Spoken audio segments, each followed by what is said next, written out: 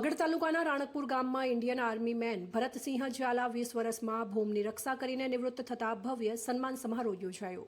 જીજુવાડા વતની અને હાલ રહેવાસી રાણકપુર સ્ટેટના ઝાલા ભરતસિંહ કિશોરસિંહ જેઓ માં ભૂમિની રક્ષા કાજે તેઓ 20 વર્ષ અગાઉ ઇન્ડિયન આર્મીમાં જોડાયા હતા અને ભારત માતાની રક્ષામાં કર્તવ્યનિષ્ઠ સાથે માં ભૂમિની ગૌરવપૂર્ણ સેવા કરીને પોતાના વતનમાં પરત ફરતા રાણકપુર ગામના મેઇન હાઈવે રોડથી સમસ્ત સમાજની નાની બાલિકાઓ દ્વારા કુંકુ તિલક કરી ફૂલોથી વધાવીને શિકારી ગાડી ઉપર વાસ્તે ગાસ્તે ઢોલ નગારા સાથે માં હિંગળાજ ભવાની કુળદેવીના આશીર્વાદ લઈને તેમનું ભવ્ય સામયું કરાયું।